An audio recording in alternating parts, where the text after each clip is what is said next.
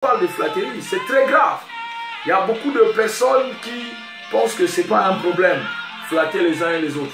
Attends, on va lire 2 Corinthiens 11, 13, 15. La Bible déclare au nom de Jésus, ces hommes-là sont de faux apôtres, des ouvriers trompeurs déguisés en apôtres de Christ. Et cela n'est pas étonnant puisque Satan lui-même se déguise en ange de lumière. Il n'est donc pas étrange que ses ministres aussi se déguisent en ministres de justice. Leur fin sera selon leurs œuvres. Ça, ce sont les flatteries. Des beaux parleurs. Quelqu'un vient, il te parle et tu crois que c'est vraiment réel. Or, il est en train de te flatter. Il te parle de Jésus, mais derrière, ce n'est pas Jésus. Il y a beaucoup d'églises aujourd'hui, on parle de Jésus, mais derrière, c'est quoi? Quel est l'esprit qu'il y a derrière? La Bible dit, sondez les esprits. Mais mon frère, ma soeur, tu es chrétien, il faut que tu sondes les esprits. L'esprit qu'il y a derrière Jésus, l'esprit qu'il y a derrière leur flatterie, tu dois sonder pour savoir exactement à quoi t'en tenir. Dieu est puissant en toutes choses. Ne néglige pas ça. Dieu a la puissance absolue. Jésus est le roi des rois. Jésus, c'est celui qui est le consommateur de ta foi. Il dit que, or, sans la foi, il est impossible de lui être agréable, car pour ceux qui le recherchent doivent croire que Dieu existe et qu'il est le consommateur de ta foi. La récompense dans ce que tu fais, dans ce que tu cherches. La séduction, elle est énorme. Elle est énorme. Elle séduit les enfants de Dieu. Jésus a été tenté.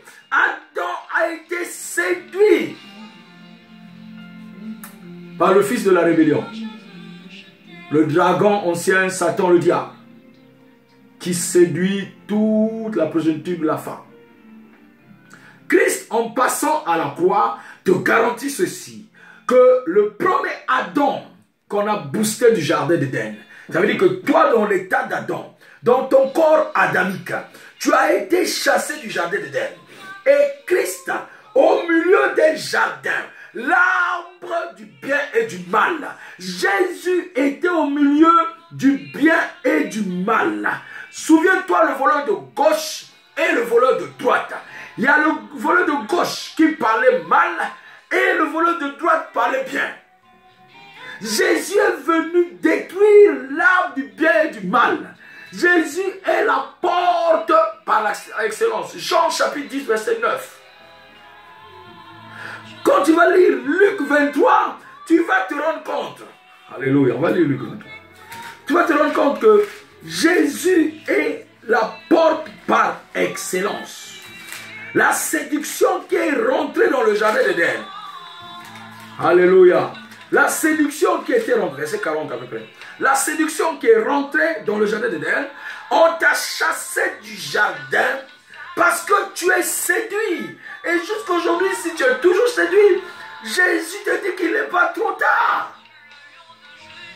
Si tu crois réellement en lui et que tu puisses te repentir, si tu te repens aujourd'hui, tu reviens vers Dieu. Et par ce geste de destruction du bien et du mal, quand Christ est assis, Christ est à la croix, il est en train de condamner ton vieil homme. Il est en train de détruire l'arbre du bien et du mal. La preuve plus tard, il dit dans Apocalypse, chapitre 3, à celui qui vaincra. Chapitre 2, à celui qui vaincra. Chapitre 3, à celui qui vaincra. Il dit, je te donnerai l'arbre de vie. Il ne te parle plus de l'arbre du bien et du mal. Il a détruit l'arbre du bien et du mal à la croix. Et il te donne l'espérance de la vie pour que tu te rapproches de l'arbre de vie. Souviens-toi que Dieu, lorsqu'il a chassé Adam et Ève, il a dit, chassons-les pour qu'ils n'approchent pas l'arbre de vie. Il dit, ils sont devenus comme nous, comme l'un de nôtres. Et chassons-les, empêchons-les d'approcher l'arbre de vie.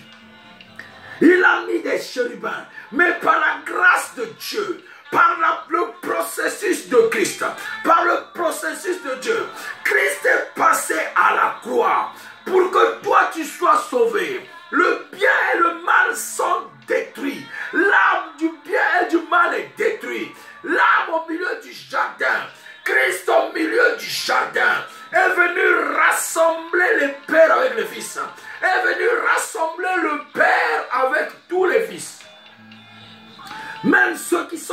sort dans les déserts. La séduction, elle est là permanente. Elle est permanente. La séduction est visible. Elle est visible par l'orgueil. Elle est visible par l'amour d'argent. Elle est visible par le charme des beaux parleurs. Elle est visible par les flatteurs. Elle est visible par l'attirance vers les centres religieux. L'attirance vers les bénédictions. On te parle de bénédictions. On te dit on mène une pochette. Oh, alléluia.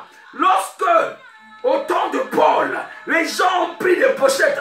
Ce n'est pas Paul qui a dit prenez les pochettes. Ils ont pris des pochettes. Ils touchaient seulement Paul. Il était rempli du Saint-Esprit. Ce n'est pas une recommandation de Paul. Ce n'est pas Paul qui leur a demandé. Ce n'est pas Paul qui leur a dit, emmenez des bouteilles, je vous mets l'huile d'onction, et avec cette huile-là, vous serez bénis. Lorsque vous semez dans un panier, vous mettez de l'argent, vous êtes bénis. La parole de Dieu n'est pas à vendre. La parole de Dieu n'est pas commercialisable. On ne va pas bénir. Une parole de Dieu, on ne bénit pas. La parole de Dieu, elle est une source de bénédiction.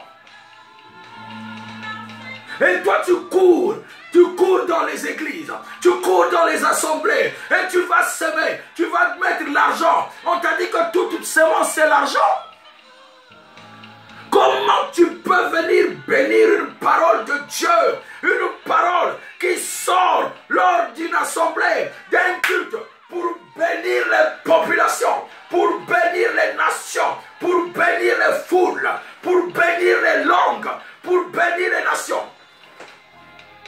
Comment aveuglement? Tu marches dans l'aveuglement et tu vas, tu prends l'argent, tu mets dans un panier. Je viens sceller la parole. Tu es qui? Tu as quel pouvoir de sceller la parole de Dieu? Toi, tu as quel pouvoir? C'est une forme de séduction.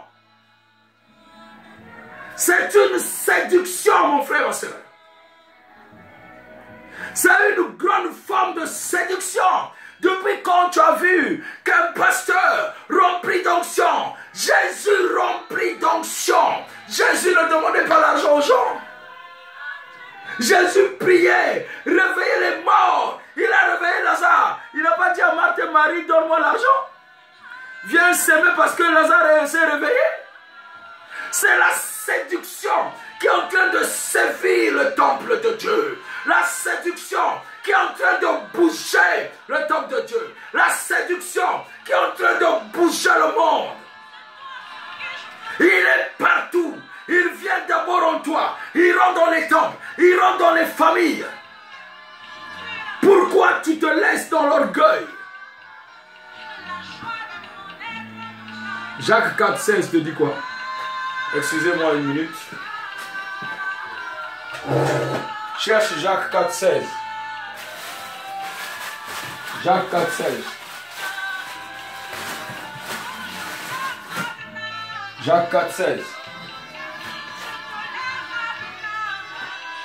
Il dit quoi?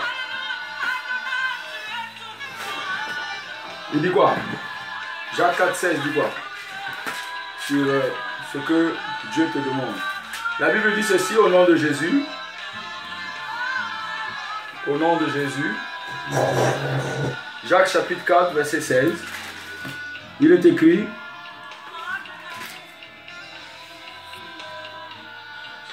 au nom de Jésus. Même maintenant, vous vous glorifiez dans vos pensées orgueilleuses. C'est chose mauvaise de se glorifier de la sorte. Verset 17. Celui donc qui sait faire ce qui est bien et qui ne le fait pas commet un péché.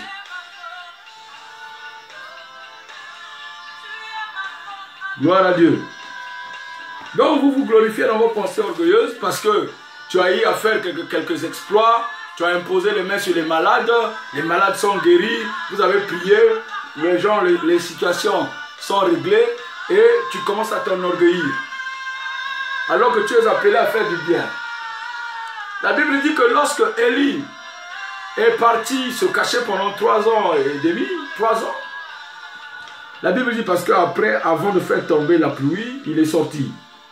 Les corbeaux le nourrissaient. Une verbe de Sarepta l'a nourri. La même chose que Dieu fait aujourd'hui avec toi.